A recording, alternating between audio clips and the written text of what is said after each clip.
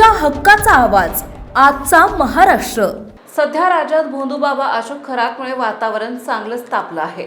अनेक photo, video आणि महिलांनी तक्रार दाखल केल्यानंतर खरात याला अटक करण्यात आली आहे। दरम्यान ठाकरे गटाच्या नेत्या सुषमा अंधारे यांनी या प्रकरणी अनेक मोठे खुलासे करत पुरावे सादर केलेत। काल शिवसेना शिंदे गटाच्या शीतल म्हेत्रे आणि मुख्यमंत्री देवेंद्र फडणवीस यांनी उद्धव ठाकरेंची भोंदू खरातासोबत संबंध जोडत टीका केली होती। त्यावर आता प्रत्युत्तर म्हणून अंधारेंनी पत्रकार परिषद घेतली आणि काही फोटो दाखवत खुलासे केले आहेत। ग्रामसभेचा ठराव सोडलेला होता, लक्षात घ्या। पिण्याचं पाणी देणं ही माणुसकी आहे। म्हणजे एखादा कैदी 302चा आरोपी आहे, तो जेलमध्ये गेला आणि त्याला तहान लागली, तर जेलर सुद्धा त्याला पाणी दिलं। जेलरने कैद्याला पाणी दिलं म्हणजे कैद्याच्या गुन्ह्यामध्ये जेलर सहभागी आहे असं होत नाही। इथे तर पाणी खराबला दिलंच नव्हतं। ग्रामसभेचा ठराव होता आणि ग्रामसभेच्या ठरावाला अनुसरून पाणी द्यायचं ठरलं। किती पाणी? प्रतिदिन प्रति व्यक्ती 30 लिटर क्षमतेने पाणी द्यायचं होतं। याला शिफारस कुणी केली? अर्थात तिरुपती चाकणकरांनी केली। प्रतिदिन प्रति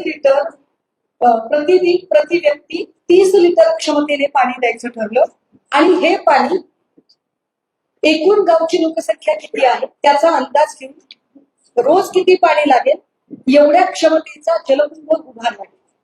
आता हा जलकुंभ उभारताना पाणी मागितलं गिरगावच्या ग्रामस्थांनी म्हटल्यावर तत्कालीन जलसंपदा मंत्री सन्माननीय जयंतरावजी पाटील ज्यांच्याकडे हे खातं होतं, कारण हा विषय मुख्यमंत्र्यांकडे येत नाही, मुख्यमंत्री पदावरती उद्धव साहेब होते, तत्कालीन जलसंपदा मंत्री जयंतरावजी पाटील साहेब यांच्या मंत्रिमंडळाच्या उपविभागीय समितीकडे त्यांच्याकडनं जी आर पाहिजे। जी आर मी आपल्याला द्यायला तयार। आता त्यानंतर त्या पाण्याचं युटिलायझेशन, त्याची उपयोगिता काय होते हा नंतरचा भाग आहे। त्यानंतर जर ते पाणी शिवणीकर ट्रस्टकडे जर त्याची पाईपलाईन बनवली असेल तर त्याला दुसरं कोणी कसं काय जबाबदार राहील बरं, हा एक मुद्दा। पण तरी सुद्धा 2 दिवस जेवढा काही सत्ताधारी, त्यांचे लावारिस भुक्त, त्यांचे काही पोपटपंची करणारे प्रवक्ते, त्यांचे काही बोलघेवडे, अशा सगळ्यांनी एक प्रोपगंडा करायला सुरुवात केली। आणि मग हा प्रोपगंडा करताना आम्ही जरा अजून खनन करायचं ठरवलं की चला कोणी कोणी दिलं असेल बरं या सगळ्यांमध्ये काय काय। आणि मग लक्षात आलं की जयकुमार रावलांनी सुद्धा दिलं बाबा। जयकुमार रावल कुणाचे, कुणाच्या अंगा खांद्यावर खेळलं जयकुमार रावल एकदा कळलं। जयकुमार रावलांनी निधी दिला, त्या जयकुमार रावलांवरती हे जे सगळे बोलघेवडे प्रवक्ते आहेत सत्ताधाऱ्यांचे, ते का बरं तोंड उचकटत नाही? त्यांनी बोललं पाहिजे। एक दुसरी गोष्ट अशी, पाणी दिलं तर माणूस केव्हा सोडा, पाणी आपण दुश्मनाला येतो तसं काय नाही। आणि तो तर गावकऱ्यांनी ठराव सांगितला होता।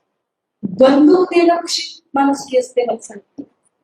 बंदूक ही माणुसकी नाहीये।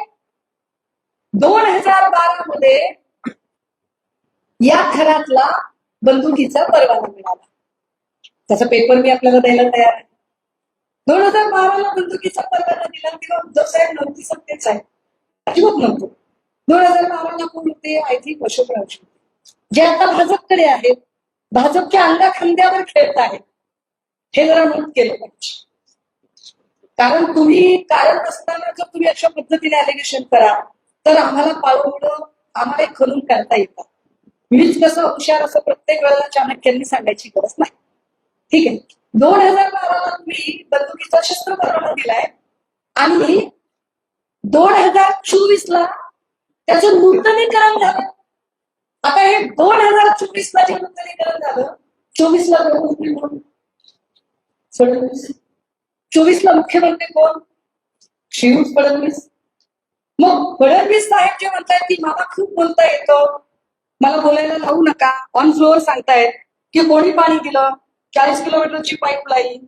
तर साहेब 40 किलोमीटरची पाईपलाईन ही गिरगावसाठीची होती, पण तुम्ही बंदुकीच्या परवान्याचं नूतनीकरण का केलं 24ला?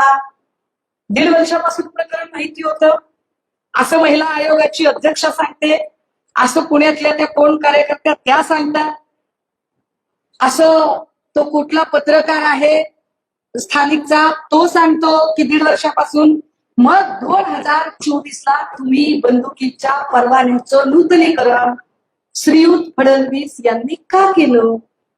काय त्यांना माहित नव्हतं का?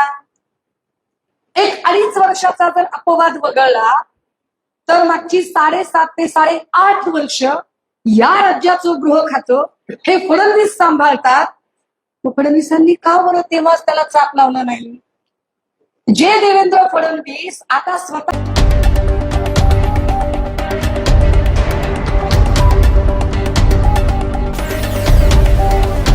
तुमच्या हक्काचा आवाज, आजचा महाराष्ट्र.